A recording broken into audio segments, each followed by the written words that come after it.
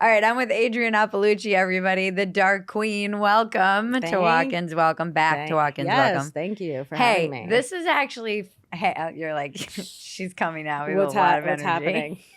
What is happening? The last time we talked, we're going to quit comedy. I'm still going to quit comedy. Nothing has changed. I know. It doesn't change for me. You actually give off the vibe on stage. You might quit in the middle of your set. Sure. Almost every time I'm on stage, I tell an audience, I'm like, I'm never coming back here. I say that to and it's like a joke, but like also I'm like, maybe I won't. Somebody actually in my mentions when I posted something about, oh boy. No, I posted that I was doing comedy with you, and I don't know if they knew your joke about Peoria or if they were just saying you should come to this comedy club, and it was very funny. That is like, very funny. I'm not sure if you know how Adrienne feels about I don't hate Peoria, Illinois. But it was just like, I remember when I went there, they were like, this is a dangerous city. And I'm like, I live in New York City. This is nothing. Yeah. So we were locked down when we spoke last. Yes. Yeah, you were pandemic. Yeah. You weren't sure. You were talking about how you'd been doing comedy for a long time, and you were like, I think I'm just done.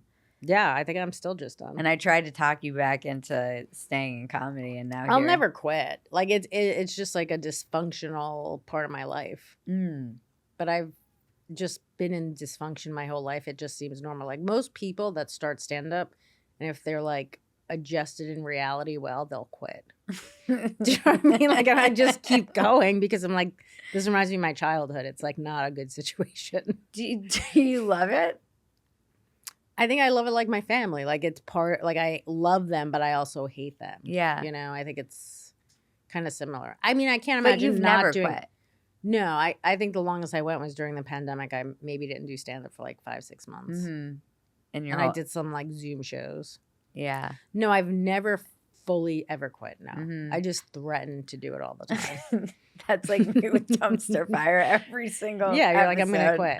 I'm like, I'm not doing this anymore, what would I guys. do with my life at this point? I'm kind of too old to like have a family. What you would don't I want do? a family though, do you? I don't, but like what would I do? I think if I didn't do stand-up, I would have eventually like gotten married and had kids, and you just go that route because what else are you doing? What would you do? I don't know. Let's say like, comedy gets banned in the next 5 years because it's too dangerous to the administration. Okay, so maybe, and it's banned everywhere. It's like banned I can't even do it in China. Oh, you probably couldn't do comedy in China anyway. No, I know. Even now, I'm sure. I don't know. Maybe I would try and get into like animal rescue or something. That's the only thing that I actually feel like passionate about, or like. I think it would have to be something that I was my own boss. I'm just too old to like be the person I was in my 20s or 30s who could like come to a job on time. I like that person's not in me anymore. I don't think it was ever in you. I was able to like get a job and show up on time, and then, slowly you come in later and later, but they like you. But like, I don't think I have that person in me to show up at 9 a.m. somewhere. Every time when I was in LA and I would have to go by like Sony Studios and I would see the lanyard people, I'd be like, oh God, any job where you have like that lanyard and you're all going to Starbucks on your break, it makes me... I'm like, I would definitely probably kill myself in a job like that. I feel like a day job that I wouldn't mind, I guess, is something where I had to like still use my brain. Like, I was a paralegal for many years, and they would like let me do some of like the law stuff, and that was interesting to try and figure out loopholes for things. Like, I love that. And I think that probably comes from just like growing up poor and figuring out how to get stuff and work the system. Like that I like that process. But like to just answer phones and do something, it would be hard for me not to tell everyone to go fuck themselves and leave. Like that would just that's not in me anymore to like be a good employee. Yeah. I would love you in some kind of like customer service, anything. Never. I would never do it. I can't. It's just like, hey, this is a little bit, you're like, go fuck yourself, every single person. Well, sometimes if I call up customer service or if I'm in a position, I'm like, hey, I could be the nice lady or I could go buck wild and be fucking nuts out the gate. So it's like, you let me know what kind of journey you want. Because like, I grew up with that. That's my mother. My mother's like, flip out right away. Yeah. Or you could be very nice to get what you want, but there's like both of those people are in me. Where I could be nice and then I'm like, hey, I'm gonna go white lady nut soon. Like it's gonna happen very soon. White lady nuts is such a specific kind White of lady nuts. nuts is also pretty scary. Yeah. White lady, because like you just don't care. And that's like how I grew up. I remember my dad was like dying in the hospital and he had brain cancer, and you know we wanted to have somebody to be there because like if he got up he would fall because he you know he didn't have like his I guess mental faculties whatever. And like me, my mother, and my sister, all of us went white lady nuts in this hospital. My mother's like, I'm gonna get fucking Al Sharpton here, even though he's not gonna do anything for white people. But we were just all going berserk, and we got what we wanted. Though there is something to going white lady nuts and getting what you want. I remember we were not kids, we were teens, and we were with one of my aunts, and she had to like turn around in a parking lot, and then she took a card, but she was like, I just need to turn around, and they tried to charge her, and she was like, well, why don't you go fuck yourselves? And there were like 3 children in the back of the car, and the guy was just like, okay, just go. He let her go. Yeah. So there is something to doing it. It does work. If it didn't work, white women would stop doing it. White lady but nuts we do get what we want out of it. Yeah. Yeah, white lady nuts is very specific. Also, when I'm about to go white lady nuts, there's a feeling inside of me like a fire that like comes up where I'm like, this is my shot. I also think that comes from living in New York where like if you're in a bad mood, there's so many people to unleash on. It's like a great place for anger. You just need one person to tick you off and you're getting the rage of like a fucking month. I felt that actually today when I was online, and I did something that was kind of out of character for me. I responded to like somebody going on someone else's show, and I can't stand this person, and I was like, fuck him. And it felt a little like that white lady feels nuts. amazing. Felt so good. There's so it does feel it does feel great, and that's why I think we do it. It's like an orgasm. It's not an orgasm. It's pretty sweet. And you're also getting something, and there's like a vindictiveness to it. It depends who it is too, especially if it's someone like you hate for a long time. And that law office I used to work at, the dynamic was so crazy, and there were so many people that hated each other in it. And like I have this thing in an office where I could be friends with everyone and just see the drama around me. It like that is also something I love. I could work in an office where everyone is like batshit crazy. Yeah. And about to go nuts. You would probably thrive at like a rehab center. For sure. Those places are nuts.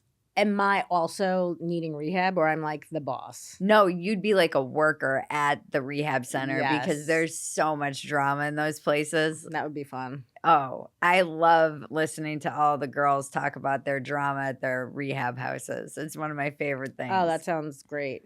When I was in rehab, it was nonstop drama. They would put us on lockdown. We would all get in trouble. It was like just endless. It sounds like high school.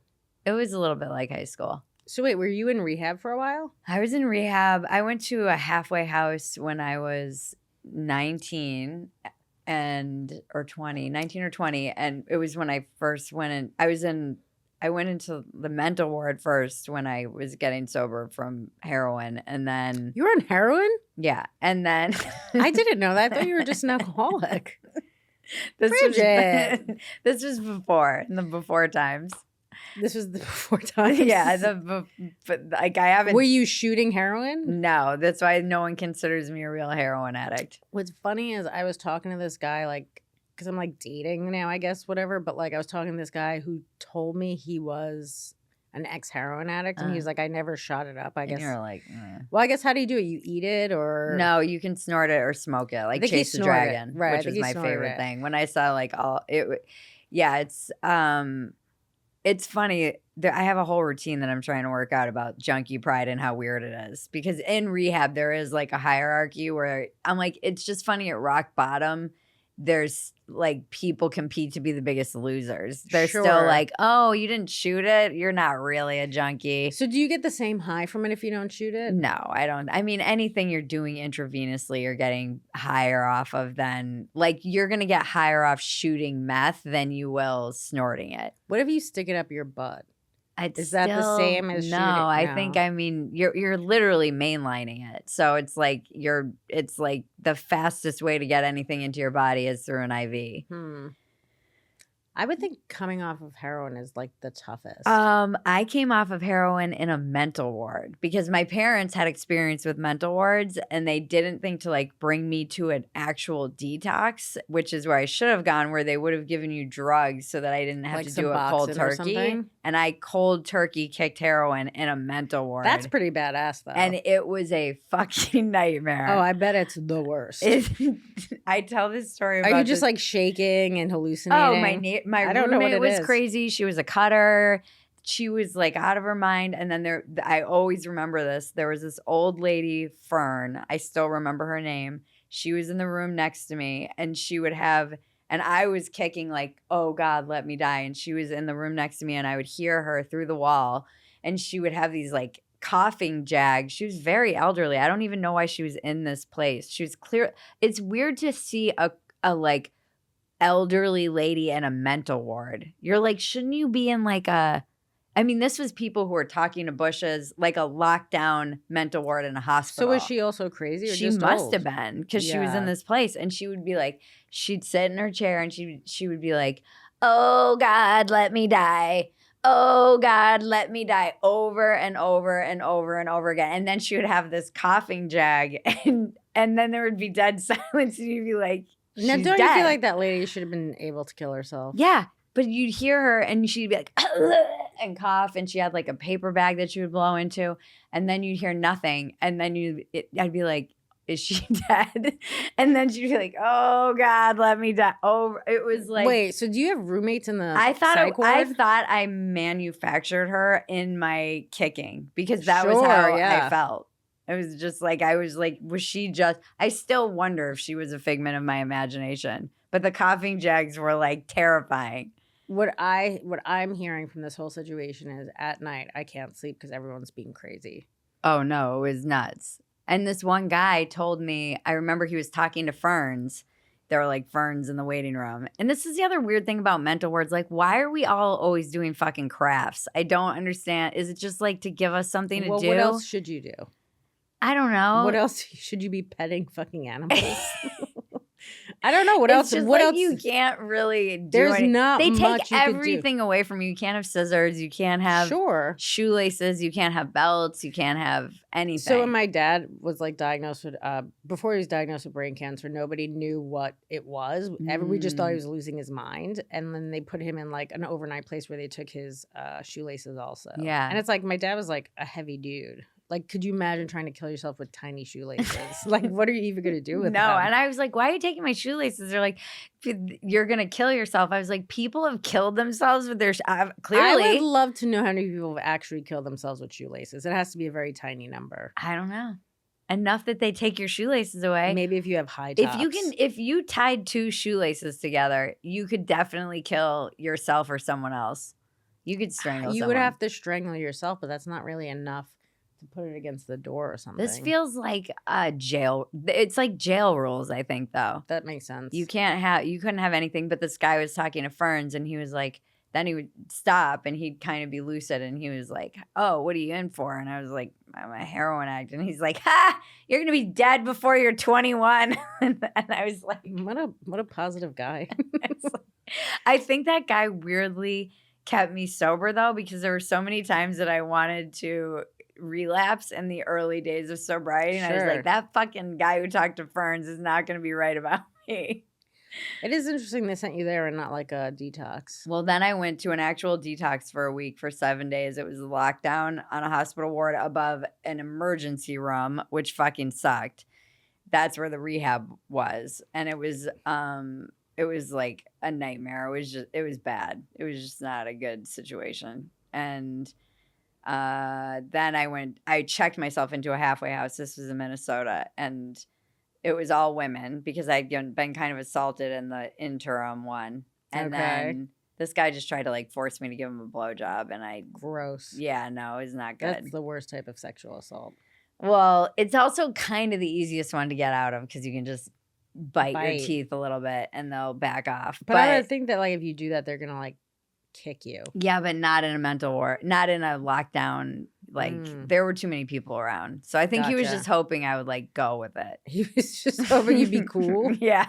He's like, just be chill. Like, you just be chill, Bridget. And another guy was waiting for me when I left, and he had a like Cadillac filled with cocaine, and he was like, "Get in." Cadillac? Well, he had a Cadillac, and there was like cocaine all laid out. He was in the drive, like the. That's crazy. He just waits for people to come out. Well, to get them he hooked knew back I was on. getting out. He got out the day before me. He knew I was leaving to go to the halfway house that I had like basically signed myself up for because I didn't want to go home. Because after 10 days, they're like, "You're going home." I'm like, "I'm gonna die of a heroin overdose." Yeah, I'd probably be better off on the streets. And my he showed up and was like, "Come with me," and the cab was there, and it was another moment in my life where I was like, "That's two crazy. paths here." Yeah.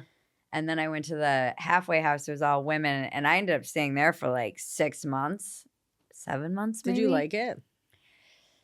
I mean, no, but it was the only alternative. I didn't know what else to do to like get sober at that time, and it was run by lesbians, and they truly saved my life. And it was me, and like I was the only. There was maybe one other white chick in there. It was basically state funded, so it was women who were avoiding jail. Like they would be given a chance to avoid jail by being. Right. So it was definitely like. Did you stay in touch with any of those people? I think they're probably all dead. Wow. I mean. Well, listen, it helped you.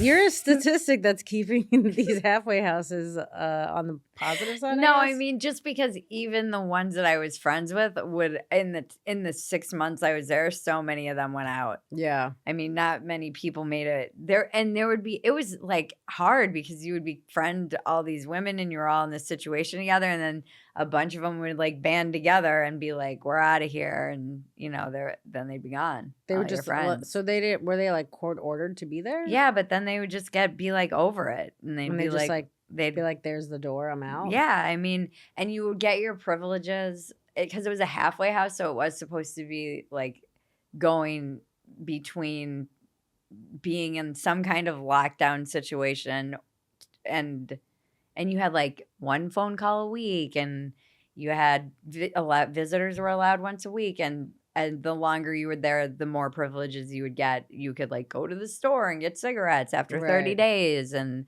but how are people getting money? Most people got money from the state. So I put myself on welfare, and that's how I was accepted to go into this place, because they would get my general assistance and my welfare money. But even being able to do all of that stuff, you have to be pretty lucid to like apply for these programs, get them, like, you know what I mean? It's not easy. Most of these people had other people doing it. My insurance that I was on ran out. Gotcha. And it is another moment that I look back on, and my therapist is like, you do kind of pull yourself back you have the ability to like have some self-preservation. But even when I was like a young kid doing drugs, I still, because I came from a dysfunctional household, I never wanted to be, I was always like the most together. I couldn't be like candy flipping. Like my friends would be like, "Let's do a bunch of mushrooms and like I take whatever pill," and they'd be kind of out of their minds. But I just never felt like I could let myself go like that, because I never knew what fucking shit show I would be confronted with, and I didn't want to be like on acid. Yeah. So I think having to self-preserve in my own home gave me that weird skill. Right. So I just like put myself in. Scare me in a way where I feel like if I took acid, I would think I could fly and go out the window. Like that is the first thing I think I would do. I would just be like, I'm a bird. I'm gonna fly out the window. That's what I always think. Okay, Jenny from Forrest Gump. Yeah, I'd get AIDS. I would get everything. I would have a baby with a retard. I think all of it would happen. Well, now it's probably too old. So. Yeah, it was a weird time, and I was there, but there was so much drama, and I was always kind of like the one that was it wasn't my drama, but I was always around it. Yeah.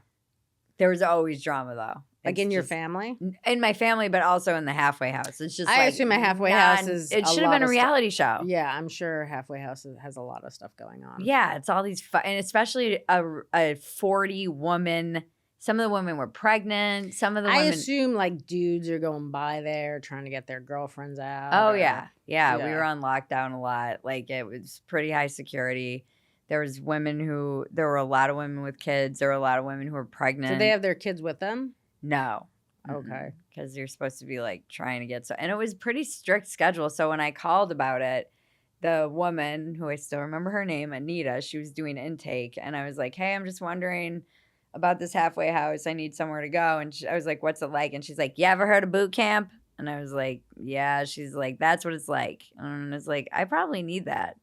I don't know why. I would have just been like, that sounds bad. No, I went because I think I just needed structure, something. Yeah. And it was like very structured. You had to wake up and make your bed like in the army, and everybody had like dish duty. And then I became the president.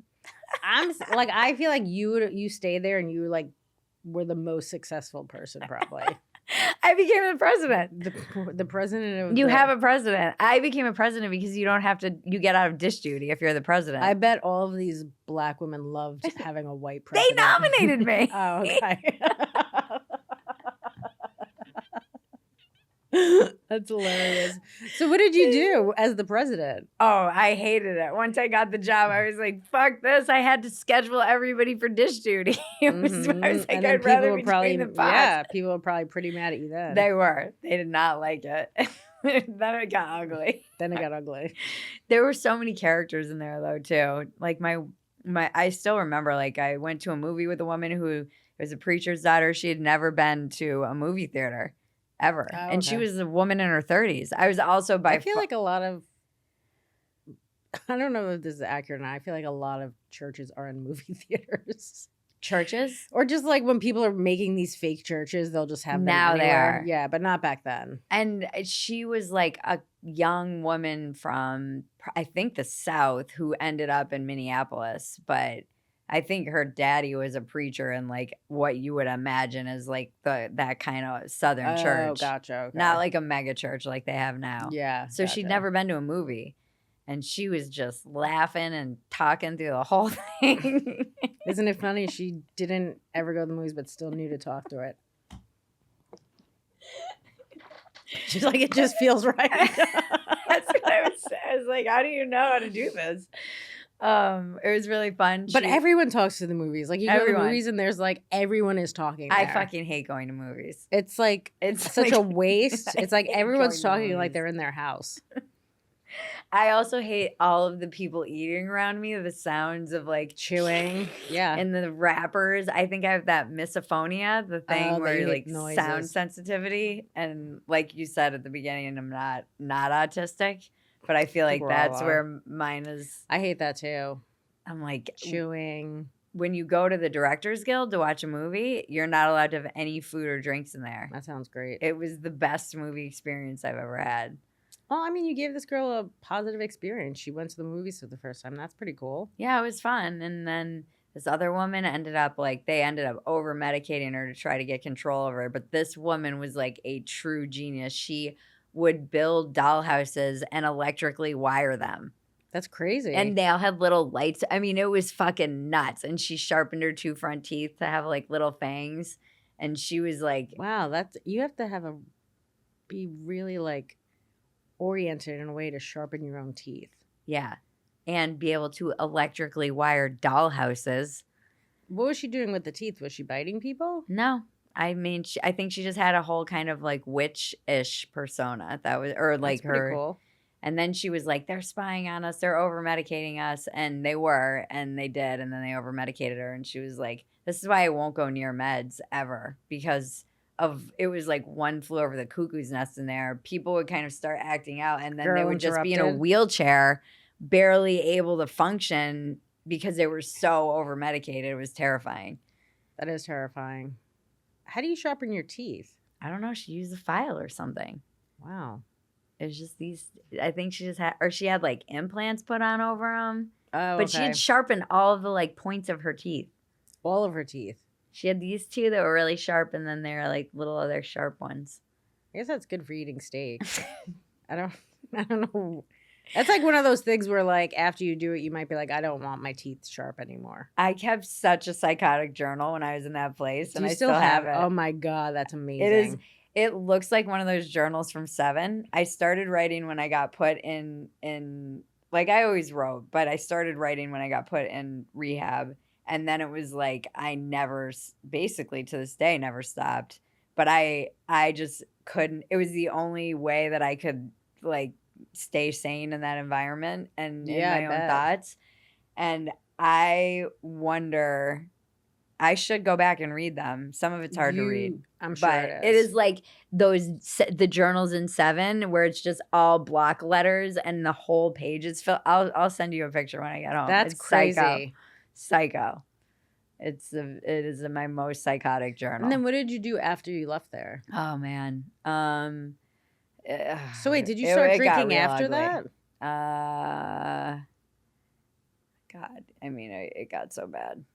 It was bad. Whatever I thought was going on before with heroin, like what was to come was actually much worse. But I don't really ever talk about it publicly. Okay. So, yeah, that was it. But I do feel like you would thrive as like one of the coaches in that environment because they had seen so much shit. They didn't have to like be nice. They could be bitches to us. Yeah, I mean, I would feel bad, like, if so this is the thing, I do kind of get attached to people and their stories, so if, like, I was helping someone... Oh, that would be hard for you. That would be hard, I think. But I think after 20 years, you'd be like them, and they were just, like... Right. They'd seen it all. Like, not attached. I would disassociate in a way. Maybe. They'd be like, she's probably going to die. Like, 9 out of 10 of us, statistically... Probably died. Yeah. Yeah, that's sad. Yeah. Or is it? I don't know. I don't know. Overpopulated. They tried. They did a good job. I mean, not a great job. Not if 90% of the people are dying. I wouldn't say those are great statistics. Actually, that place should probably shut down when 90% of their... across all addiction. This is why when people are like, oh, AA, the numbers aren't great. I'm like, tell me where the numbers are great with addicts. Like, is there a I would think that... pretty much all across the board. Everything sucks. I think alcoholics probably have a higher percentage than, like, drug addicts. Well, definitely now with fentanyl. Yeah. Because now it's just killing everyone. Yeah. So do you think people are like, let's just drink? I don't think they're drinking anymore, though. No. Like, even the kids aren't really. All those numbers are, like, kids aren't having sex. They're not drinking. They're not smoking. They're just, like, on their phones doing TikTok dances. Right. I mean, for a while, they were eating Tide Pods. Yeah. That, like, stopped pretty quick, though. I mean, detergent's very expensive. But, like, it is weird that, like, for a while, that's what people were doing. I know. Like, kids were doing Tide Pods. Well, now they're doing, what was the one I was reading about the other day? They were, like, doing the holding their breath one, and then they stopped doing that because then it gets out that, like, 7 kids died. And there's, like, a bunch that they do that are, they were doing the crate challenge. What's that? They would, like, stack the, like, crates, like, outside of the restaurant crates and, like... Right, I seen that. And then what? I don't know. Climb them? Something weird. What was the crate challenge? There was, like, some crate challenge. Other countries have to look at us that are, like, starving and just be like, these people deserve to die. Yeah, like, this is why people hate America. Yeah. I mean, I hate it here, just too. Fat people climbing up on crates. And that's it's probably, like, the only exercise we're doing, too, is just these crates. These TikTok challenges. Yeah. And dances. We're like... Other countries that are, like... How do we bomb them? And stuff, they're just like, what are these people doing? I truly do wish I could get deported. I do, like, hate this country. I think it's disgusting. Have you been outside of America a lot, though? I've been to Europe, and I would love to live in Europe. Where? Any of the nice countries. Which countries are nice in Europe? Ukraine's out. No, I'm not going to go to Ukraine. I mean, Italy's beautiful. Portugal's beautiful. Spain's beautiful. Mm-hmm. Like, almost any of the countries there are nice. Mm-hmm. I'm sure there's, like, bad areas, but, like... When was the last time you were there? 2 years ago. Okay. All right. I mean, even, like, England, but you said England, like, they have strict rules on what you could say for jokes and stuff. No, they don't have, like... Which is interesting because Ari thinks he's going to live there.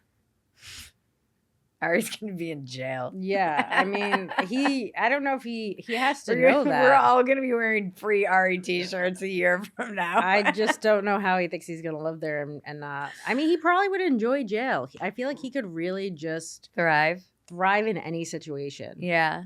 Yeah. Yeah. I mean, maybe he'll probably be fine. He's American. So they'll probably let things slide. Is that how it is? Like, what are the rules there that you can't say? I don't know. What are the biggest ones I think you can get? And I mean, I don't know. It's worse in some places than others. Like, I think Scotland's actually worse. And it's usually around like gender stuff. Okay, Scotland. When we went there, that was one of the places where I was like, I'm glad we're not here long. Where were they arresting people for memes recently? I don't know. That sounds really dumb. Though. It's very like they're. I don't know. Okay, UK man arrested for malicious communications, quote, after posting a meme mocking the transgender flag. Yes. They'll get arrested for stuff like that in the UK. Oh, okay. Actually, I think the transgender flag is very pretty. Well, you won't get arrested. Yeah, Irishman arrested in UK for causing anxiety by retweeting meme. Causing anxiety? Mm-hmm. I mean, have you been on Twitter? It's just an anxiety field. I know. And what did he post? The trans flag? I think it was something making fun of. You can't go the gender stuff. They're very strict about it. Although J.K. Rowling has been pushing back against a lot of this, and I think they're making some ground. And they actually are turning over, like they shut down they've shut down Tavistock, like these places that were these gender clinics, and were doing their sterilization of children experiments. What's crazy too is J.K. Rowling, wasn't her story that she got like fired? She was on welfare and she wrote those books. Like, imagine she never got fired and she just had that same job now. Like, that's like crazy that she would not have been doing that. She wouldn't have been pushing against all this stuff. But I think she also had some like domestic abuse, didn't she? Isn't she like a big person and this is why she pushes back against so much of the male and female spaces. Right, but it's interesting because people will look at that and be like, well, that doesn't matter. And you're like, well, I mean, it should. Yeah. Yeah. You shouldn't be allowing men in domestic violence shelters.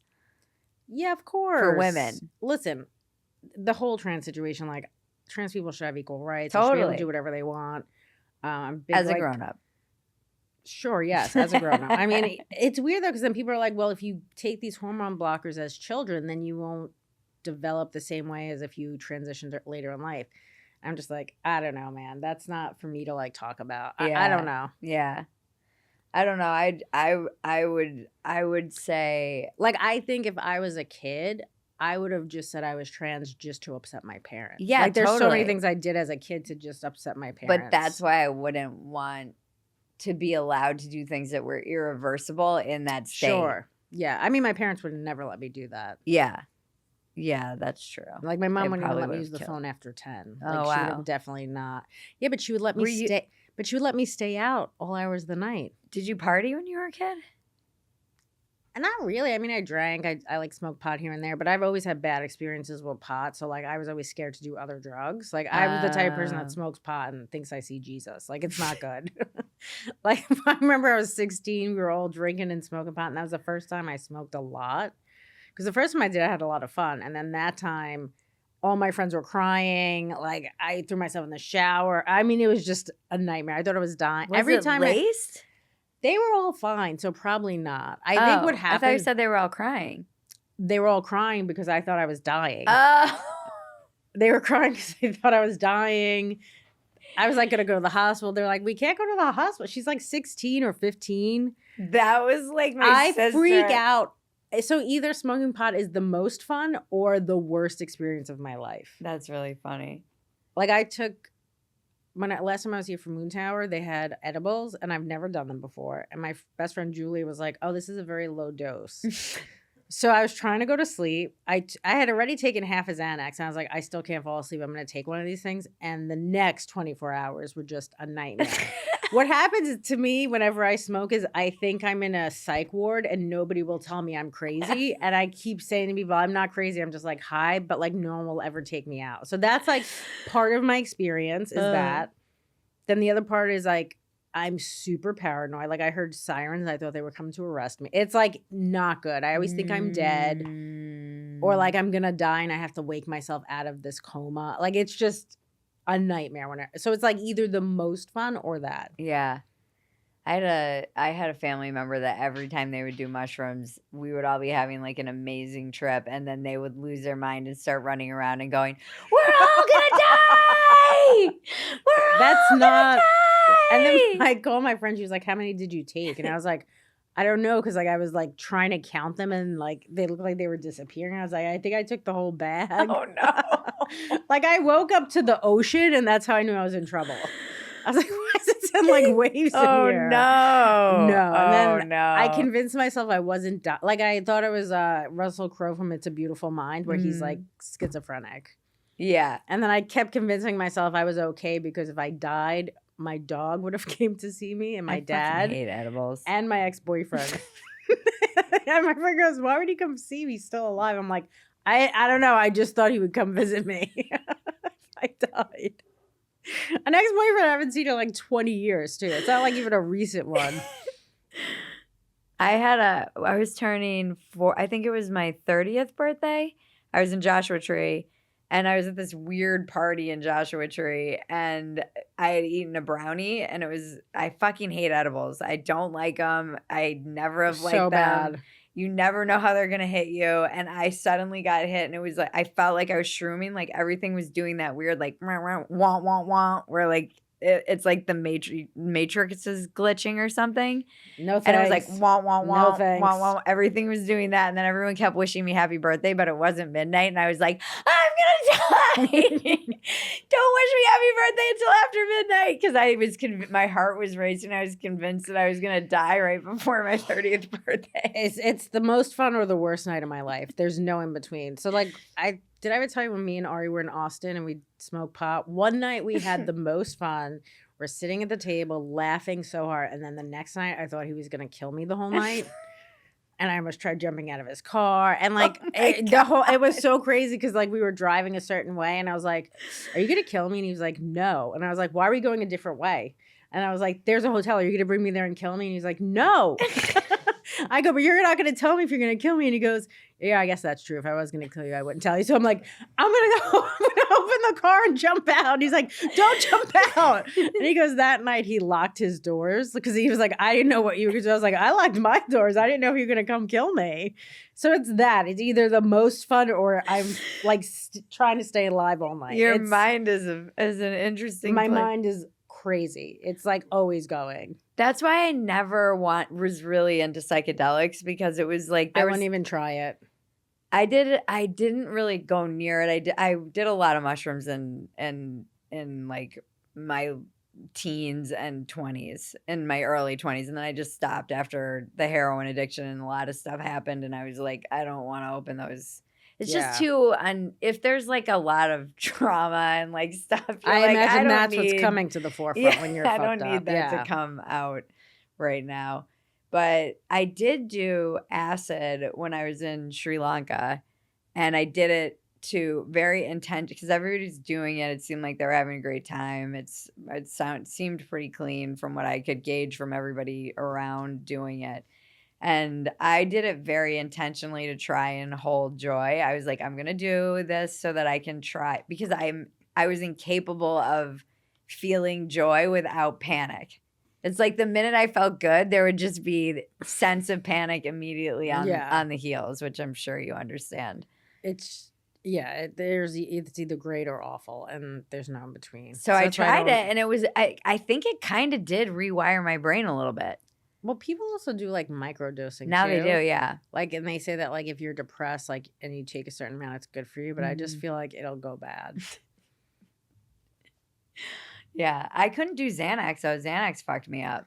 Xanax just makes me fall asleep, though. Oh, does it make you freak out? Xanax for me is like heroin with none of the pesky side effects. Like it was just, I was always very, because of the rehab thing, I was very, and some of my history and people in my life, just pharmaceutical medications terrified me, and I was like, fuck that. And I went through a phase where I was terrified of flying. I think it was like post 9/11. There were just a couple of years in there where I got I started getting bad anxiety, and it bled into flying and fighting. And I had a family member be like, here's they had the same thing of flying. They're like, take a Xanax, you'll be fine. And I was like, I don't know, I'm an addict. And I immediately abused it. Like, they gave me 2. I took half of one. She's like, you're only going to need half of one. And I'm like, okay, cool. So I took half of one, and I was like, I literally felt the moment in my head when the fear button turned off. Yes. And I was like, wow, seems not great, but awesome. Like, I don't have any, even if I wanted to feel afraid, I couldn't. Sure. This is fucking crazy. So then you took more. So then I took another one, drank 2 Jack Daniels, took the final one when we were landing. Oh my God, that's a lot for one. What did you do on the way back? I told this story on a podcast that we can't ever release, but so I can tell it again. And so basically we landed, and I was blasted out of my mind. And I had driven my car to the airport, and I was standing on the, like when you come out of the airport and you're just standing on the curb, and this car of 2 dudes drove up, and they were like, hey, do you need a ride? And I was got in the car with these guys? Yes!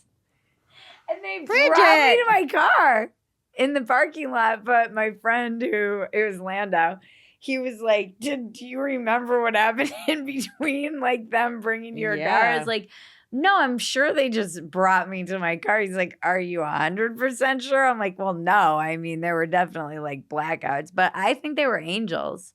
Like, I do. I think they just brought me right to my car. They saw this girl who's like, That's the thing. There are some people that are genuinely good, and then there's some people that are genuinely bad. And they might have been good. They might have. I don't know why they were just rolling through the airport. Did your butt hurt the next day? What? Did your butt hurt the next day? I drove so drunk home that night too. I mean, I drove back to my place, and I don't even remember that. I showed up, and my roommate was like furious. She was like, you drove home like this? I couldn't function. I never went near it again. I was like, my gut feeling about Xanax was right. Yeah, you'd be okay if you only took the half, but you took both of that. It took me 1 transcontinental flight to start abusing Xanax. But it's crazy because half of it just makes you like, I don't know what dosage you were getting either, but it's like. There were Xanny bars. You took the 2 milligram ones? You took 4 milligrams of Xanax? That's insane. That's crazy. I mean, they were so good. Sure. But I mean, like, I have a friend that's like 300 pounds that'll take a 2 milligram, and he's like out. Yeah. You took 2 of those and drank? But I was drinking Jack and Cokes, and man, that combination, I still remember it like it was yesterday. It was just like the greatest. I mean, that was one of the moments I realized I had a problem. That was it? Not when you were in the halfway home being the president of 50 black women? That was it? Not when you were the president. I just convinced myself that it was just that I had a heroin problem. Oh, you didn't know that you were just an addict. That's why I never touched heroin again, so that I could keep drinking. I know people that are like, it's just alcohol. It's not like drugs. Yeah. And listen, some people are able to be high functioning alcoholics, and I think I've dated a lot of them. I thought that about myself. Given the evidence, I realized that is delusional. But that was what I realized, was I thought I was a pretty high functioning alcoholic until you quit drinking and you realize how much you're actually capable of. And then you're like, oh, I was not really functioning at all. Or you were functioning at the lowest level. Yeah, like if you had a job and you were like cleaning your clothes, that's probably like the lowest level. Like, I have a friend and he's a trust fund baby and he's brilliant, but he is a lifelong alcoholic, and it is insane how brilliant this guy is at the lowest level of his functioning. You almost think if he didn't have that trust fund, he might have been better off. Yeah, because it's a huge safety net. A huge safety net also would make me not try. I would, if I was like a trust fund person, I would do the dumbest stuff. Yeah, he's like, I've seen stores, like there's a store someone opened up. I think it was in Manhattan somewhere. Where it's just a bowl, like a bowls. That's it. And you're like, this is a trust fund, baby. Yeah, because that is something I would just be like, sure, let's see if this goes. I mean, how many bowls could you possibly even need? 5, and then that's it. I do like trust fund. I mean, it is a little bit like Goop, you know. That's Sure. that's just like a rich white lady who's like, why don't we just put like jade eggs in our vaginas? Sure, or like let's make tiny hats for like dogs. Like you just have a whole store of hats for animals. Like that is a trust fund store. I always say to Maggie, I'm like, we need to figure out like the next white lady trend because that's where all the money is. Yeah, I don't know what it's gonna be. Like goat yoga or one of those things. I mean, that's already happening. No, I know. That's what I mean is the next thing like goat yoga. Stanley Cups. Have you seen all these insane Yes. videos of them bedazzling them and putting little... They've got like... So tacky. It's like the tacky. But all the young kids have them now. Yeah, because I mean, people will just follow trends. But when we were kids, we didn't drink water. Did you drink water when you were a No, kid? definitely not. No. My mom got us Tang. I think I have a tweet where I'm like, every year I've been trying to drink more water and I'm still alive. Yeah, I mean, I don't think it's great to not drink a lot of water. But we didn't grow up with this focus on hydration. No, I mean, Is this just big water that's like conned us into this? I think you need to drink something. Like even if you're drinking soda, there's a certain amount of water in it. Yeah. Like most things have water in them, but I don't know. We're alive. We didn't. I don't know. I don't feel like we had a lot. Like my mom made Tang. Like that's so disgusting. Yeah. It's not orange juice, and it's not like Sunny D. No. It's just like clumps of. It's almost like Hawaiian punch kind. Not Hawaiian punch. Kool-Aid almost. Yeah. But like I guess it is a healthier version because it's orange. I don't know. It's got like orange number 5 in it. Yeah, it's not like healthy for you. Yeah. Are you dealing with an HMO like I am? It's such a pain in the butt. If I want to get any sort of testing done to ensure I'm making my health a priority, I have to wait weeks for an appointment to see my doctor, then get a referral from her, and wait weeks more for an appointment with the specialist I needed to see just to get some lab work. Quest simplifies this process. I can purchase my own lab tests online and test for a multitude of health issues I might be concerned about, then take those results to my doctor better armed with the information I need. At questhealth.com, you can get hundreds of tests across several different categories, from allergies to heart health, hormones, sexual health, women's health tests for egg quantity, perimenopause, menopause, men's health tests for testosterone, prostate, and so much more. These are lab quality tests, the same ones you'd be given at your doctor's office, so prioritize your health and visit questhealth.com today.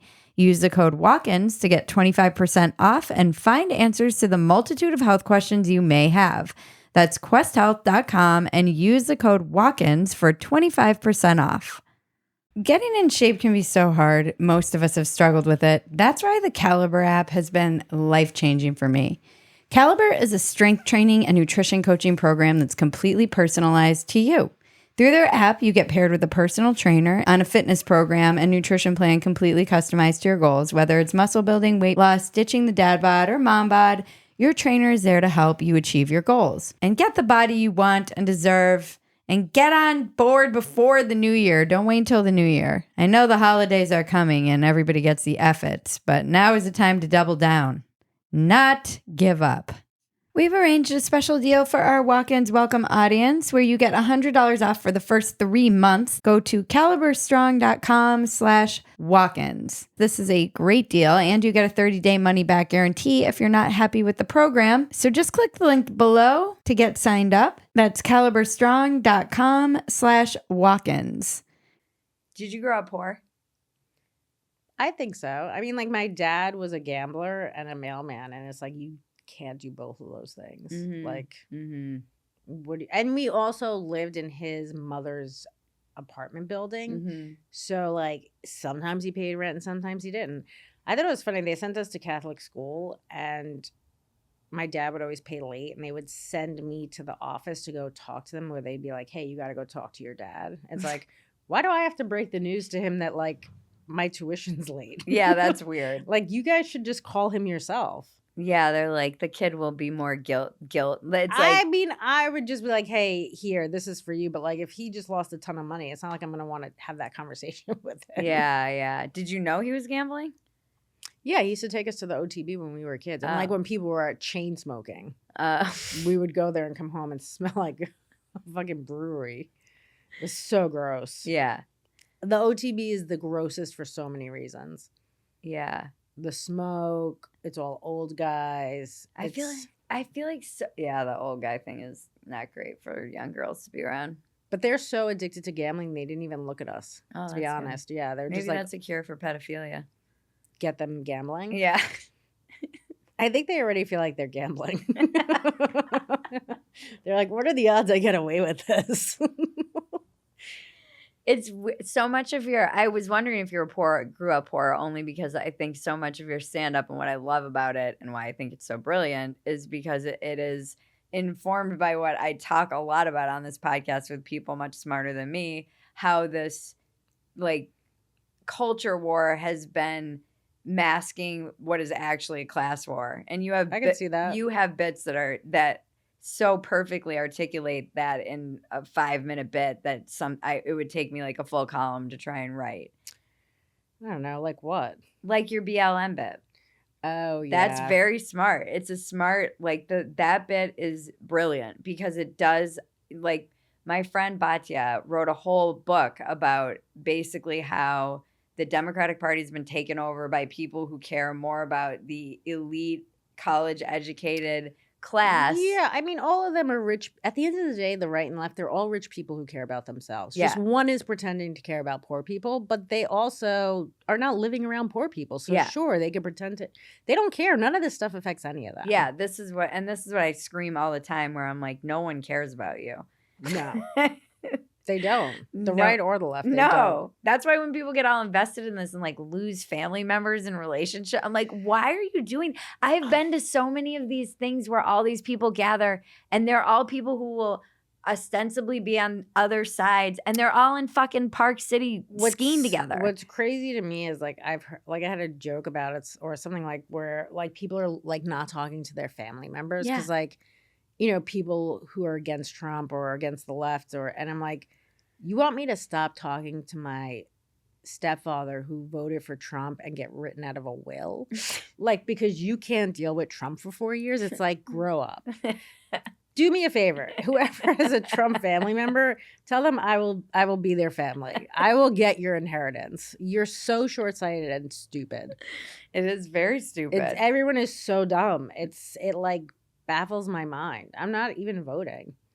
Mm-hmm. It does like, and I get it. One side is definitely better for women. Like, of course, but like, we'll figure it out. Yeah, It's not great, but that's also what's dumb about taking away abortion too. It's like now you want to force poor people to have kids, so get ready for more government funding for those people. It's like very short-sighted.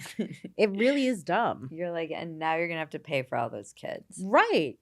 Whether it's welfare or it's like food or housing, this will still affect you guys. So it's like you're really being dumb. It's like just everyone's so stupid.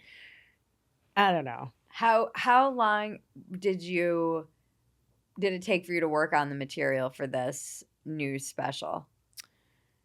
I don't know. I guess like maybe 2 years. I guess, and like some of it is like current stuff, right? So they're like, I'm talking about the war and there's some personal stuff and my sister's not gonna be happy. Like when I have to like someone was like, you gotta tell her so she's not blindsided by this. You haven't told her?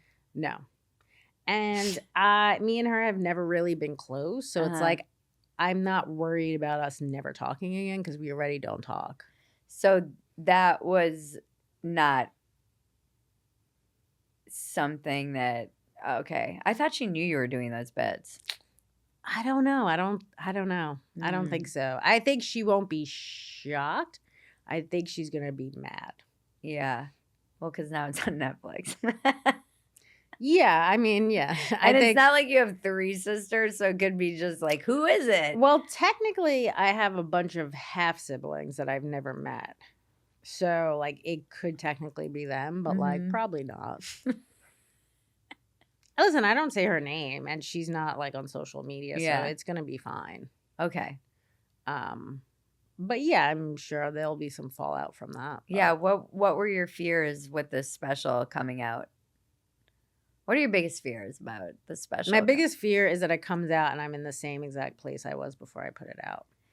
Like, doesn't matter. I don't, like, get a bigger following. Like, I don't want to have to go on the road and everyone is I'd say in preparing for the special, but that was hard because I was going into markets where people didn't know me.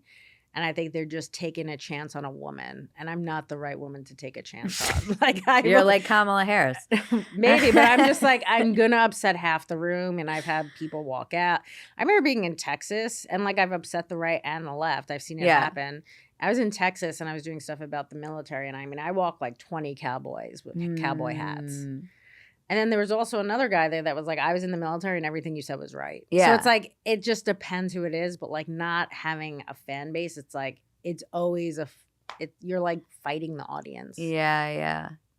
I just don't want to have to fight the audience all the time. It's just like, I want people to just know what they can expect. Right. So like even at the shows that we did at Mothership, I'd ask like, who knows my material to gauge how many people know me and how many people I have to work to win over. Right. And it is a journey watching you with an audience. It's a journey. And I think that's what everyone will say is like, I like watching you because like half the audience is into it and the other half is not. Or they'll be into it and then suddenly they'll turn on you and then you'll get them back. Yes. It's like wild that Saturday to watch. Late Show was like that. Yeah. I mean, I lost them for a little bit with like abortion and stuff. And then like I got them back. But like, yes, it can be a journey to win the audience back. Yeah. Yeah, but you also are, I mean, I was sitting upstairs watching you in like with Maggie and my friends and they were dying and you could see the look on their face because you are fearless with your comedy. Like there's something about it that there's something that's not smart about that though. Like I truly don't care. It's a Xanax. I don't know. I'm not doing Xanax enough. I think I just don't care because I'm like, what are you going to do? Kill me? Like, I mean, I would hope that doesn't happen. But like at the same time, I think I've just been used to upsetting people. So it doesn't really bother me. And also when the crowd gets upset, it does feel like they give me so much power. You love it. I do kind of love it. That's the most. It's like there's joy you get when there's the crowd. Something not wired correctly in my head. I get it. Yeah. I get it. It sucks when the whole crowd hates you, and I have had that too. Yeah. Like, you know, you need a couple of people on your side, but there is like, if you get up and leave a show, it's like, man, you gave me so much power. I made you get up and storm out and leave. And like drive home angry. You spent money. And like, listen, I think you can like disagree with what somebody's saying, but still find it funny. Yeah. You know what I mean? Like even like Nick DiPaolo, I think is hilarious. And you can watch him and you're like, I don't necessarily agree with that, but like, it's still funny and I get it. You know what I mean? Like, and I think there's a lot of people where I'm like, I don't necessarily agree with that, but I also get jokes. Right. You can say like, that's an objectively good joke that I that's funny. Don't agree Even with. if I don't agree with that politically, I'm like, that's still really funny. I don't care. Yeah. People were But like some people can't. I don't know, and I guess maybe since Trump has become president, I've seen that be worse. Interesting. Where the audience like really can't take something on both sides, whether it's the Definitely right or the both left. sides. Yeah. The weird thing about these crowds here, and actually why I like Austin, is that I don't know. I have no. In LA, I knew ideologically exactly what I was getting. Right. And so I knew how to tailor it, and I knew kind of what would do well and what would push back. And here, I have no idea with every crowd. You don't know because like. I think a lot of the crowds here are tourists, but I think they're tourists from America. Whereas like even in New York City, when you go to the Cellar, I feel like a lot of those tourists are like from other countries. They usually are. Yeah. And that's not as fun because I don't think they get everything necessarily all the time. And yeah, here it's like Austin's very liberal, but people coming to the club are not necessarily all going to be very liberal. So it's interesting to see how they're going to react to stuff. Yeah. And even like, I do different shows in different parts of town. So like on Tuesday nights, I always do this lesbian show. And I love, everyone's like, why are you doing that show? It's like, you're not a lesbian. What are you doing? Who cares? I mean, some people will just be like, I'm like, if I can make a bunch of lesbians laugh with this stuff, you're supposed to do every audience. But it also generally is a good gauge of like what normies, it usually, if it works with them, I can usually get it to work with normies. It's because I'm not doing, if like a bunch of liberal lesbians can laugh at this, it generally will do very well with normies. Sure, but they're because you know, I mean, they've been gay a good, men like, are historically like my favorite audience. yeah. I mean, they're pretty liberal, but they also like just have the best sense of humor. They've changed. I mean, Are they not as liberal? I don't know. I feel like the gay. I mean, I think they're still very liberal, maybe leaning libertarian-ish in some respects. I have a lot of gay men who follow dumpster fire. Like every time I go on the road with someone, when I was in Dallas, can see that you're not like super right though. No, but that's what I'm saying. So like, I mean, I think people are forgetting that like there's the the right and the left, and then like there's a lot of people in this area. You know, most people, right? So that's the thing. It's like most people aren't just, or even if like, I guess even just like from being on dating apps and stuff, everyone thinks that black men are voting liberal, and like I gotta tell you, a lot of these guys are conservative, and I think it's just they assume like. I don't know what they're assuming, like just based off like, hey, I'm black, you're gonna vote for me, but like a lot of these guys are conservative or moderate. But I saw this with my friend Ava post. She's like one of my best friends, and she was kind of unsure. Post 2016, white women would come up and be like, "We're so sorry," and she was like, "A, I didn't even vote," right, and B, her whole like she's like, I'm not. She wasn't exactly like pro Clinton. Mm-hmm. She was like probably she just didn't vote. She like hated both people, I think. But she was like it was like very weird to her that people were doing that. I know, but people don't realize too, like because she's like that feels more racist to me than than anything. Also, a lot of Hispanic people are conservative too. Oh, it's like I'd say tons. they're because a lot of them are one party voters, right? So they're voting on like religion or abortion, right? So like. People just don't realize how people are voting now. That's what I think. Well, I'm out in the suburbs, and it's mostly there's my neighborhood in particular is a lot of like people who work at Tesla, and so it's lots of Indians and immigrants, and they are pretty much. They're the ones with the most aggressive Trump signs in their front immigrants yards. Are like very, very pro-Trump. Yeah, and people don't. And I'm like, do white liberals not understand this? They don't. They're not taking that into consideration. I mean, I know people who are like came here from other countries and are waiting to get their citizenship, and they're still very pro-Trump. Yeah, I think they're like, I'm here, but I don't want the rest of my country here. They're like, we left that to get away from them. Like, we don't want them all here. In 2016, I didn't really understand this. My roommate's mom is from Iran, and she was like MAGA, and she was like, "I'm sending you guys MAGA hats," and I was like, "I do not understand this." And she had to be I was like, "I'm gonna get on the phone and talk to her. How can she be so MAGA? You're an immigrant," and she was like. I came here legally. I went through all the hoops. So that's the thing. I did everything people right. Like I spent money. Right. They're like, if I came here the right way, you should have to come here the right way. That's what they're saying. Yeah. She's like, these people are getting in and they're getting money and they're getting all these resources and they didn't do it the way that we had to do it. And we jumped through all the hoops and did all the right things and they shouldn't just be able to like come in. Because I was like, how is this not pulling up the ladder behind you? I don't know. But she explained how it wasn't. She was like, it's not because I think it's going to be they're pulling up the ladder over the wall. It's going to be interesting to see who wins. Well, we might not even know by the time this is launched. You think so? That might be true, especially if one wins and the other one contests it or something. Oh man. I mean, this could be airing during riots. During the beginning of Civil War too.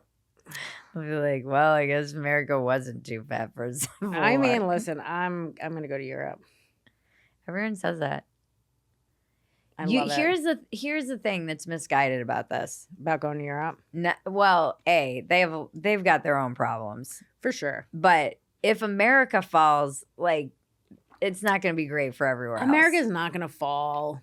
No, I mean, it'll probably be like Ann Coulter says, just a slow and sad decline where everything just gets shittier, which is what's happening. But I mean, people don't realize people can't afford groceries right now. I know.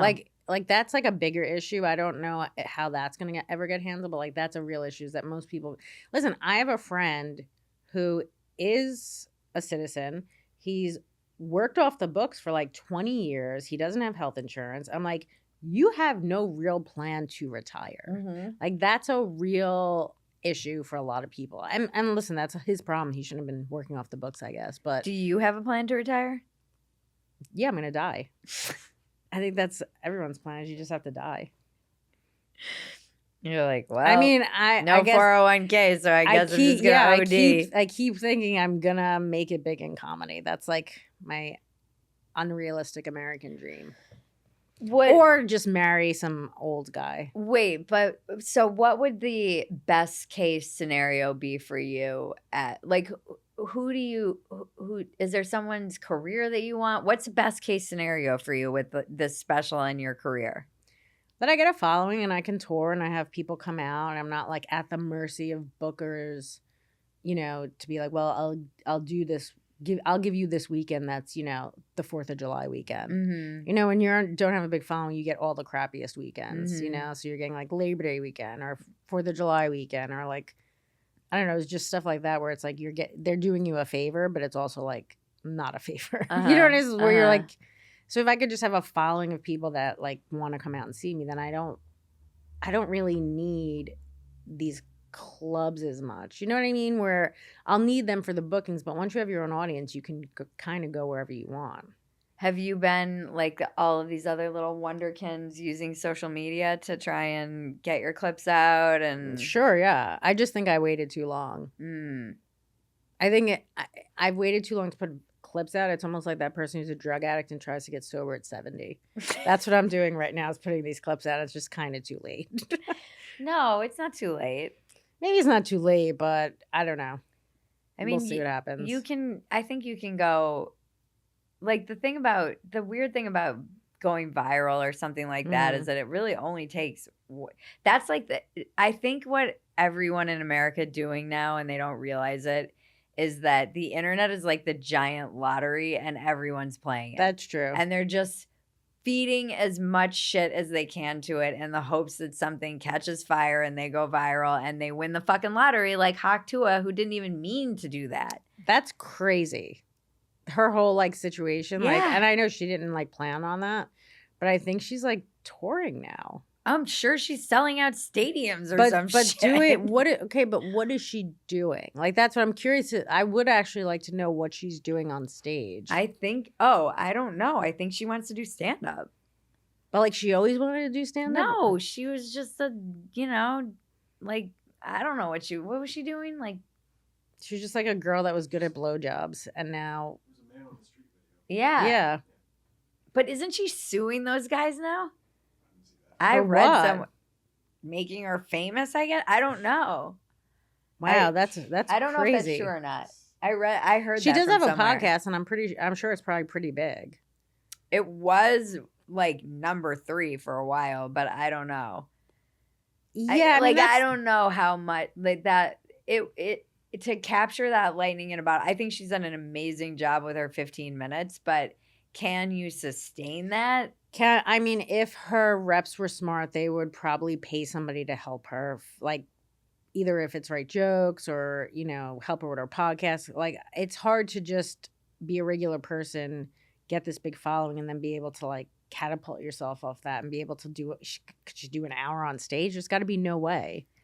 I think she's doing she's got a book going maybe and like a reality show or something. Like reality would be the best for her. Sure, but like, what is it even doing? Hoping that she's saying wild shit everywhere?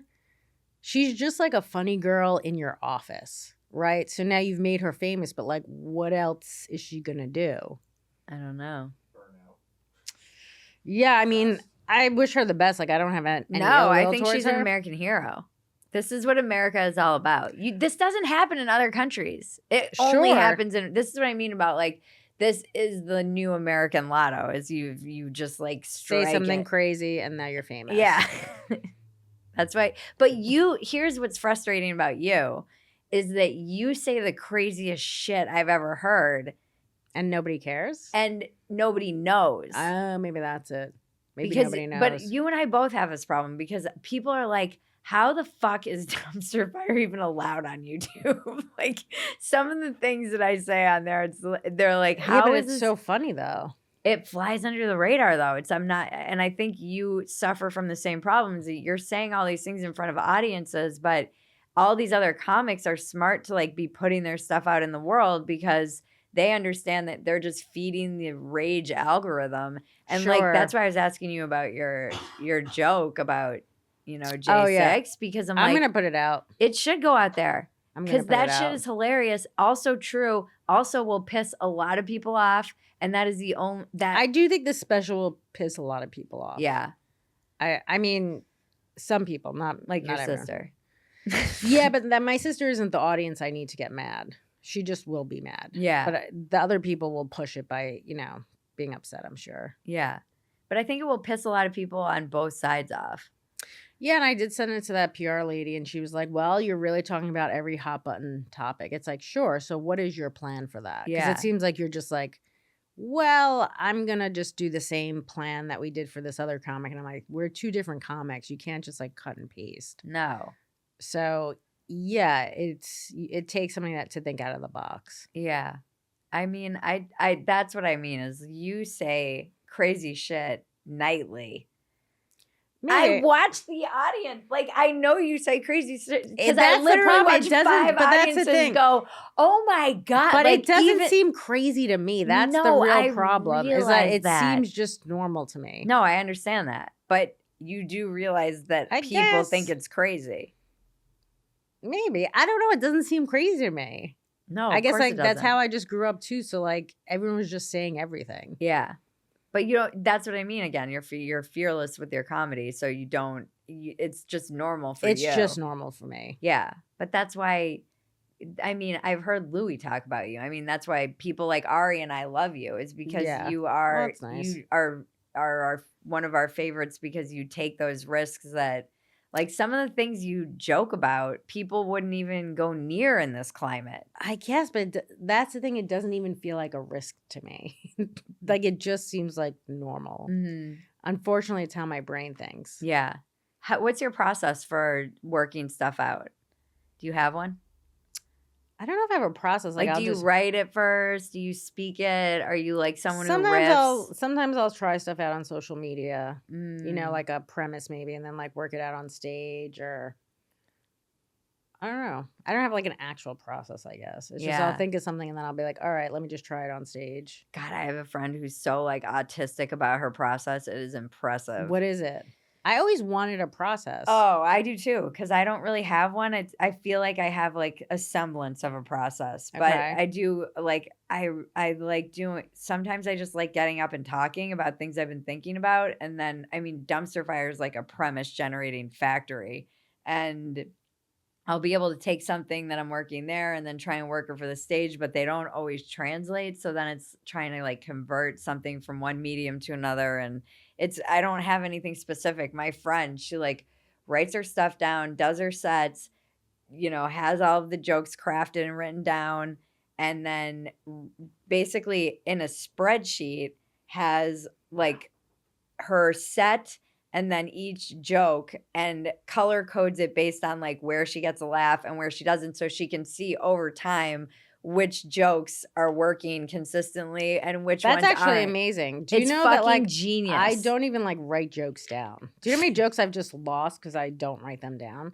I have like a piece of paper that's the back of an envelope and I'll have one word and I'm like, who knows what that is? No, it is genius. You That's should like see it. that's actually very impressive. But I think it's actually helped her accelerate like faster because, and then she can play with moving the jokes around in the set and seeing if something does better. I find like listening to tapes back is the quickest way to like, because sometimes I'll say a joke and then I won't remember how it goes. Yeah. So if I listen to it and I write that down, it is the best way for me, but I don't do it a lot. I was doing that a lot leading up to when I was opening for Colin because I was so paranoid and terrified, and rightfully so. And I was listening to my tapes and realizing that I should do it every day. Like I should, even just 10 minutes. Yep. Because it is very helpful because you're like, oh, I said that different. And it's also like the tone. And I did Mhm. something when I was opening for you one night and I just rearranged. I just kind of let my brain relax and let it rearrange things within this set that hasn't been working. And I was getting laughs on things that I thought were funny. And never really worked as funny, but it was because of the way I rearranged it. And I'm like, oh, now I have to go back and like memorize that new thing and see if it Yeah. works again. Also, just getting up a lot is how like you just start building and build. Like even Yeah. doing these shows here, like I added stuff. Because Yeah. you're just on stage every night. Yeah, I love that. I love doing like, thank you for having me, by the way. You were amazing. I love like those like weekends. They've been so, Because you do 5 Yeah. sets in like 3 days. Yeah. It's great. yeah. And it was so fun. And the Fat Man audiences are just amazing. That club is just like The on best. fire. I love that club. Yeah, I was talking to Ari last night. I'm like, it's just the audience is like electric. They're so happy to be there. Mhm. They're on board right away, Mhm. and that's like not everywhere. Yeah. There is something really special about the mothership. Yeah. Yep. And I think they know what they're in for, and they sometimes it feels like they're disappointed, like because they're not getting like a Kill Tony regular or something like Sure. that. So sometimes I feel like I'm disappointing them when I come out because I'm not like Well, listen, almost none of those people knew who I was. yeah. You know, I would ask each other. There's like 6 people that were like, "I know who you are." They were just happy to be there. Mm-hmm. They're Yeah. just happy to, and like they loved you. They loved Mike. They're just like happy to be there and happy to be like in that club. And it's nice, I think, that they take the phones and you can just you can really just check out. You can, because you're not worried about somebody. Listen, I've been at shows where someone's taping me and I've had to get off stage, go over to them, take their phone and delete it. And I will derail my whole show Yeah. to make sure someone's not taking it's just like it ruins the show, and it ruins like you feeling safe that you could just kind of be yourself. Like Yeah. people always, and a little bit is that this culture is trying to tape everything too. So Yeah. I understand that. It's not even necessarily like trying to be mean or vindictive. Like, gotcha. Right. But I think sometimes they're just like, oh, I want to tape this. This is funny. I want to show someone. You're like, well, that's actually not how it works. Yeah. You need to go watch my Netflix special. Or just be in the moment. Like, Yeah. And I know it's hard to like be in the moment. Like I Yeah. went to see, when I was in Vegas doing Skankfest, me and Marlene went to go see Wu-Tang. And like, I was enjoying it, and then I was also taping it too, and I was like, well, just be here and remember Yeah. it, you know? But Yeah. it's like we are just trying to tape everything. It was funny though, because people used to give me shit for taping. Even when I was at Coachella, I would just get like little blips of it. And they're like, what are you going to do with these videos? Are ever going to watch them again?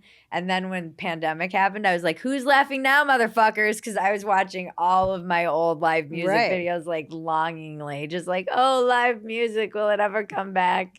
Oh, it's back, baby. Yeah, no, all the live stuff is back. And I think that's the other thing. This is the guy that I had on right before, like a couple weeks ago. He started this Arena magazine, and he talks about, he is brilliant. He's like this young writer, but he wrote the manifesto for why he started this magazine, Arena, which is like pro technology basically, and pro America and pro building and entrepreneurship, like kind of the opposite of how you feel about America. But he wrote this. I don't think this country is like awful. I No. don't know. Europe looks so much prettier. Yeah, it does.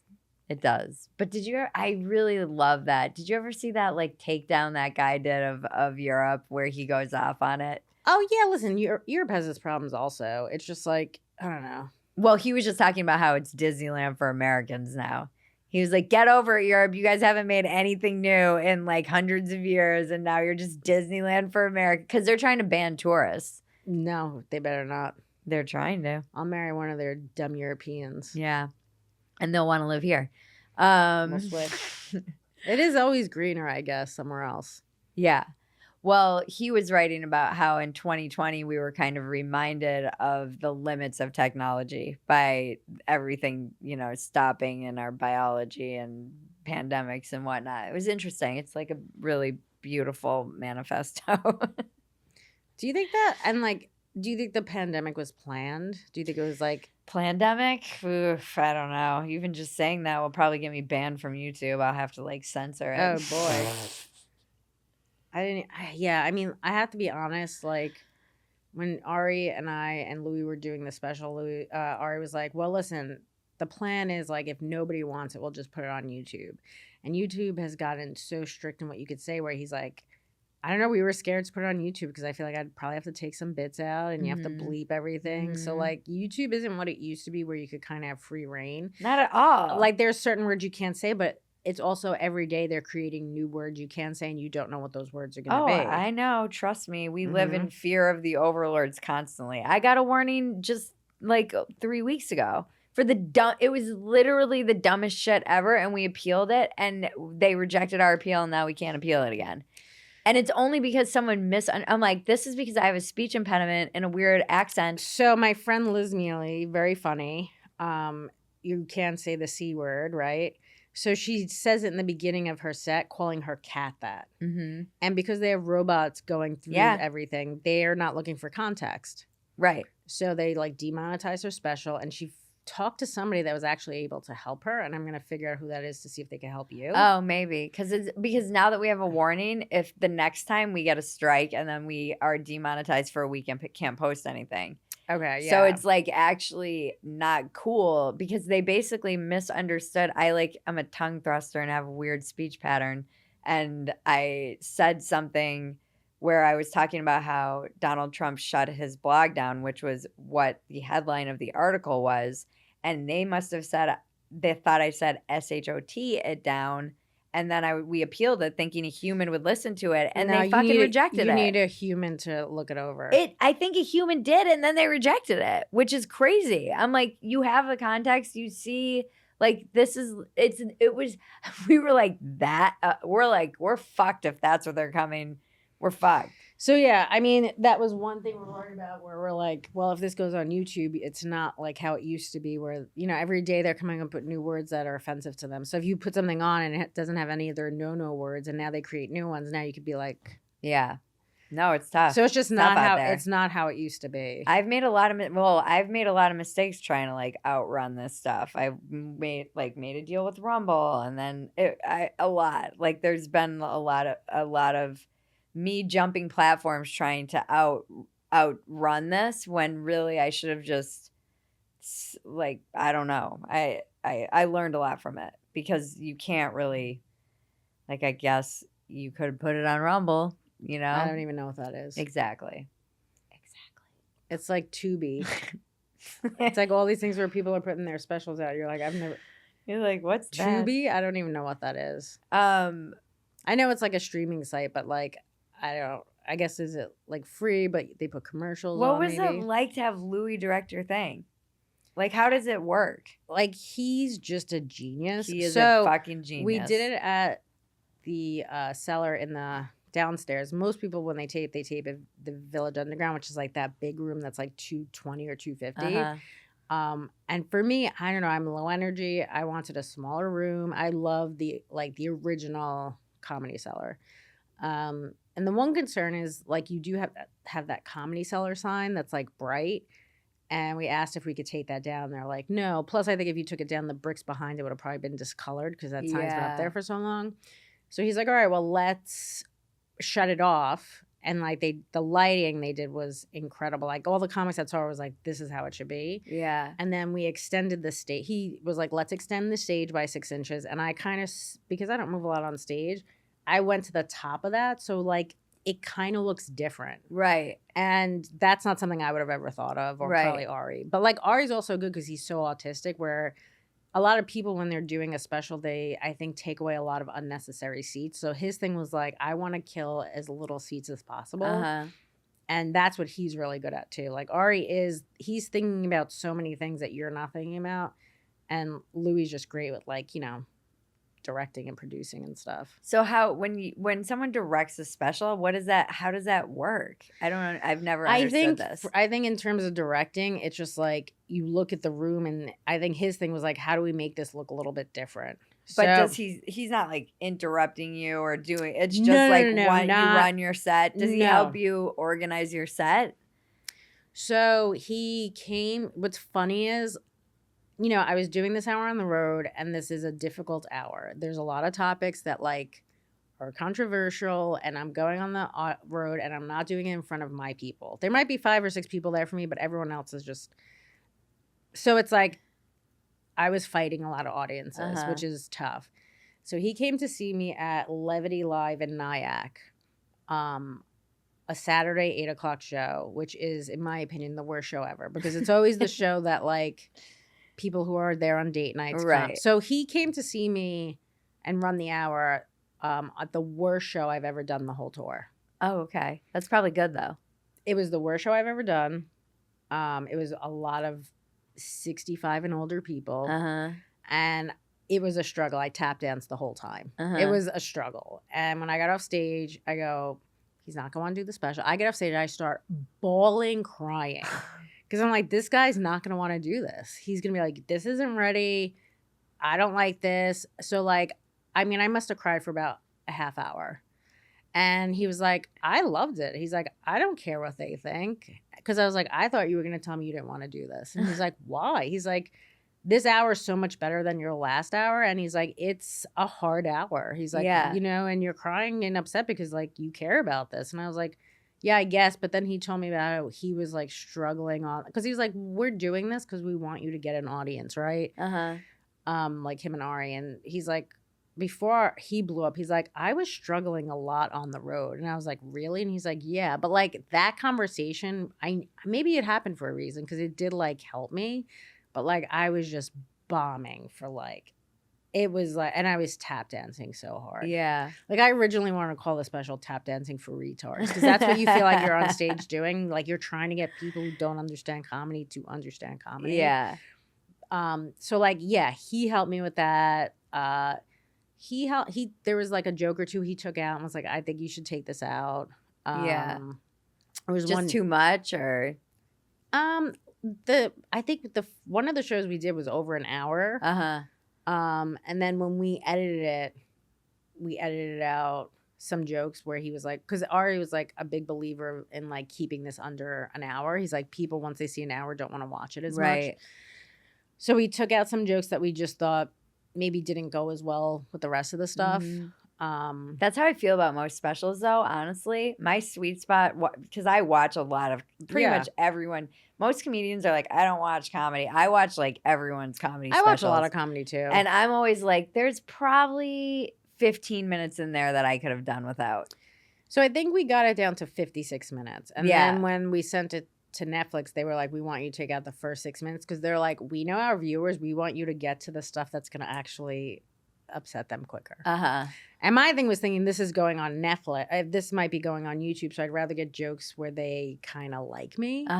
And they were like, no, just kind of upset them right away. I always think 50 minutes is a sweet spot. It's 50 minutes. That is my ideal. When I am one of those people that looks at the time and I'm like, an hour and 5? No. I think too, everyone's attention span has gotten a lot shorter. So like Ari's special when he did Jew was a lot longer, but it made sense because it's so good. I know it also made sense because he was talking about one topic, so there was a reason why it needed to be a certain length. But like, I watched that whole fucking thing. It was amazing. It was brilliant. It's like one of the best specials ever. It is a masterpiece. But like his special being longer makes sense, right? Because he's telling a story and it's all about one topic. Whereas like some comics are just doing an hour and 10 minutes and you're like, well, you could clearly cut 20 minutes out. Yeah. Yeah. Because people's attention spans are so short. And it's always the stuff that's like, just it might be like your babies, but I think like just cut again in this economy, it's like cut it and clip it.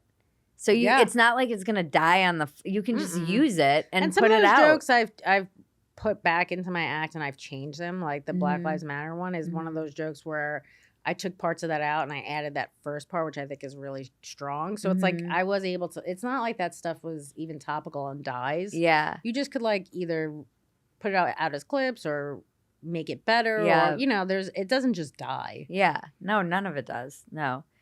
I'm so excited for you. I hope it does blow you up. I've been trying to blow you up since forever. That's true. You're my biggest fan, and I'm your biggest fan. I'm like your number one fan. What's funny when you reached out to me during the pandemic, I was like, oh, I'm such a big fan of hers. That's so weird that she even knows who I am. I mean, I'm always shocked when anyone knows who I am, but I was like, I didn't even know you knew who I am. No, I'm like I'm always screaming your every time I get on any kind of platform. I'm like, I just want to wear a t-shirt. I need a t-shirt that just says the Dark Queen, like Adrienne Iapalucci, you know the Dark Queen. Funny, I have t-shirts and I didn't bring any. Oh. They're not the Dark Queen. It's just me and the Clintons when I met them.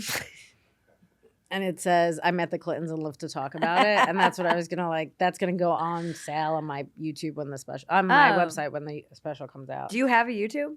I do, but it's not great. Oh, okay. I need to work on it. We've got people. Yeah, that's what I'm gonna have to do. What's your biggest defect of character? I think procrastination. Like with the clips. Sure, yeah. I think I'm like, and I think it also has to do with like depression. Like I'll want to do stuff and then I'm like, I think maybe self-doubting myself. I think I have a lot of character defects. I think anxiety is one of them. I'm an overthinker. My brain is like constantly going. So that is the one nice thing about, I guess, taking Xanax sometimes, where you're like, your brain shuts off. Yeah. But yeah, I think it's probably procrastination. What's your biggest asset? I don't know. Maybe being funny? I don't know. I mean, that's a pretty good asset for a comedian to have. Or like just having a logical mind or like analytical, where I'm just like constantly thinking of ways to do stuff. I don't know. And I think that's from growing up poor or not with a lot of money. You kind of have to figure out ways to work the system. Yeah. That's what I think. Yeah. I mean, it's a lot like joke writing too. There's like something of an equation to it that I like. It's like a puzzle. That's why I wanted to go to law school. I love the idea of figuring out a way to win an argument on something. Which like is comedy. That is right. And that is comedy. Yeah. I love that. Like I remember right before I left that law office we were working at, there was a case where this lady, so they did debt collecting, and also it was a law office. So if some of those cases, if they were a big enough thing, they would like sue, right? So we worked a lot with HHC hospitals, which is like, the city's hospitals. And this woman went in and she was an alcoholic. She went in for detox multiple times. The insurance covered maybe the first 2 times, and then they didn't. And the bill was like probably over $100,000. And I was like, well, this is technically a disease, right? Alcoholism. I was like, we should sue them and say this is a disease as if it was cancer. Because now, like, what is it? They recognize it as a disease now, right? So I was like, that could be a precedent-setting case. Like, that got me excited, and then the company closed. But, like, that to me is exciting to figure out. Like, I used to have to appeal things where people wouldn't pay claims. Like, that I do like figuring out mechanics and loopholes. That is probably my biggest asset, I think. Okay.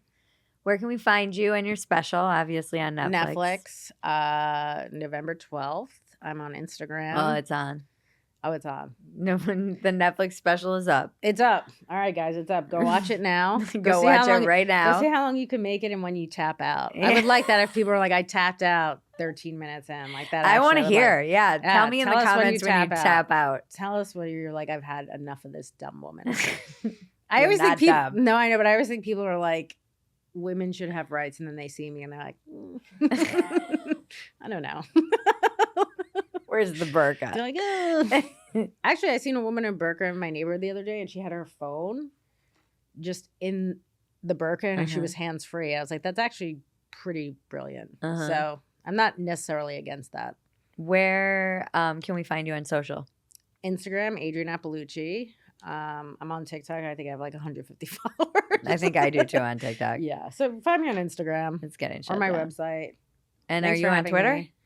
I am on Twitter, but I think Twitter is also shadow banned me for some reason. I don't know why. Okay. But yeah, I'm on there also. Okay. Thanks for having me. Thank you for coming. I love you. Walk-Ins Welcome is brought to you by Phetasy Productions. We are no longer on a network. We are completely independent. If you love this show and you love what we do, we are asking more now than ever before for you to join us in our community at Phetasy.com. Become a paid supporter and help support the podcast that you love. Being that we are independent means we're taking all of the expenses back, and that means that we need our listeners to support us. If you're also listening and you have a product and you want to advertise with us, please email me at phetasy@gmail.com. We're hoping that we leap and the net will appear. Please become a paid supporter at Phetasy.com and help us stitch our net together. Thank you. The check-in with Bridget and Cousin Maggie can now be found at Phetasy.com. It's been titled Another Round with Bridget Phetasy, and it's now in video. This has been Walk-Ins Welcome with Bridget Phetasy. I'm Bridget Phetasy, and you're welcome.